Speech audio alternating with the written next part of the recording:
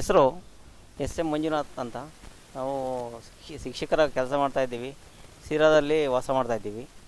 ನಾವು ಈ ಮೋದಿ ಹಾಸ್ಪಿಟ್ಲಿಗೆ ಕಣ್ಣಿನ ಆಪ್ರೇಷನ್ಗಾಗಿ ಹೋಗ್ತಾಯಿದ್ದೀವಿ. KVS ಫ್ಯಾನ್ಸ್ ಸಂಸ್ಥೆಯರು ಈ 3 ದಿನದ್ದು ಖರ್ಚು ಏನು ಬರುತ್ತೋ ಅದೆಲ್ಲ ಅವರ ಕಂಪ್ನಿ ಅದಕ್ಕೆ ಏನು ವೆಚ್ಚ ಆದರೂ ಕೊಡ್ತಾರೆ.